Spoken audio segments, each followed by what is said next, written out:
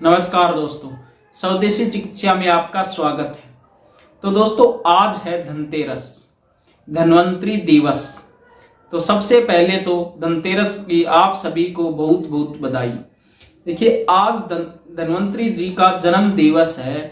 धन्वंतरी जी जो हैं उनको हम आयुर्वेद का भगवान मानते हैं। आयुर्वेद को भगवान के रूप में वो पूजे जाते हैं, ठीक है। इसलिए आज हमारे लिए ये बहुत ही विशेष दिन है।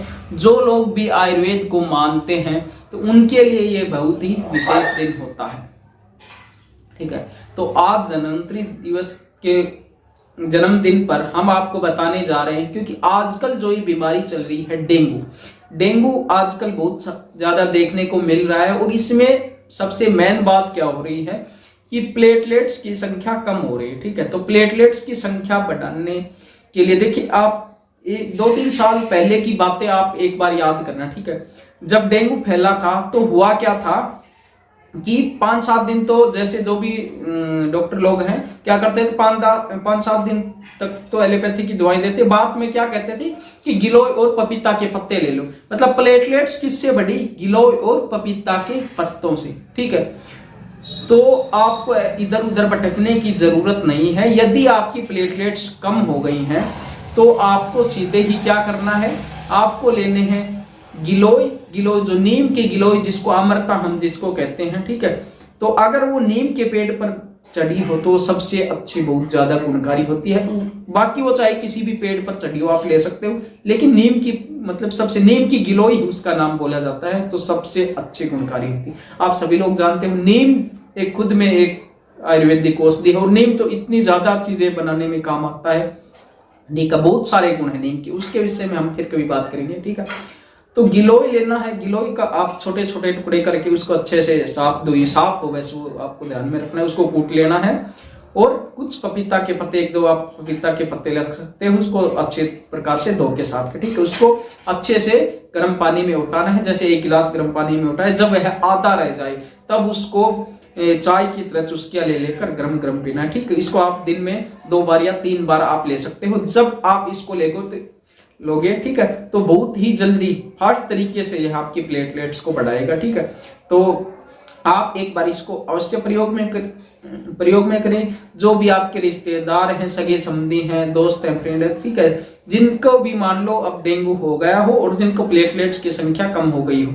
जरूरी नहीं है कि प्लेटलेट्स की संख्या कम है, कोई भी बुखार हो, किसी भी प्रकार का ज्वर हो, उसमें आप गिलोय का सेवन कर सकते हैं। विशेषकर पपीता के पत्ते अगर कब लेंगे? जब प्लेटलेट्स की संख्या कम हो रही हो। बाकी गिलोय लेंगे तो उससे भी प्लेटलेट्स की संख्या बढ़ेगी।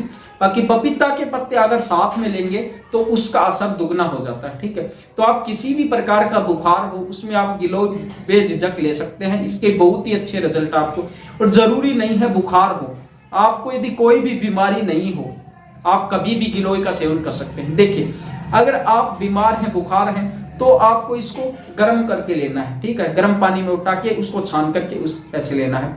यदि आप इसको छान करके लोगे तो यह बहुत ही कड़वी लगेगी। तो आप इसमें कड़वी से बचने के लिए जैसे छोटे बच्चे ले सकते हैं, जो कड़वा पी सकते हैं उसके लिए अच्छा है, वैसे ही ले लो। लेकिन जो नहीं ले सकते जैसे छोटे बच्चे, तो उसमें थोड़ा सा शहद को गर्म नहीं करना है, शहद बाद में डालना है, ठीक है। तो उसको शहद डाल के भी आप ले सकते हैं। यदि आप बिना शहद लोगे तो भी अच्छा है। और दूसरी बात, यदि कोई भी बीमारी नहीं है, वैसे ही यदि आप इम्यूनिटी बढ़ाने के लिए यदि आप गिलोय का सेवन कर रहे हो तो उसके लिए आप इसको सीधा चबा सकते हैं, ठीक है। चबा, देखिए इसके होता क्या है, जब आप इसको गर्म करके लोगे पानी में तो यह कड़वी लगेगी, और अगर आप इसको चबाएंगे तो यह कड़वी नहीं लगती। थोड़ा इसका लिसा सा मीठा मीठा सा स्वाद आता है। मतलब आसानी से छोटा बच्चा भी इसको चबा सकता है, बिल्कुल भी कड़वी नहीं हो सकती। बस गिलोय की थोड़ी पक्की डंडी हो, इतनी मोटी सारी, एक अपनी इसका उंगली के समान, ठीक है, कम से कम जो हमारी चकली उंगली बोलते हैं इसके समान वह मोटी हो, से भी मोटी मोटी डंडी हो सकती है, ठीक है। तो अच्छी प्रकार से वह पक्की होनी चाहिए, तो उसका आप सेवन करिए। उसको चबाएंगे तो वैसे बिना बीमारी, अगर बुखार, डेंगू वगैरह की शिकायत है तो आप उसको गर्म करके लीजिए, उसमें पपीता के पत्ते कर लीजिए। कड़वी लगती है तो आप उसमें शहद का सेवन भी कर सकते हैं, ठीक है।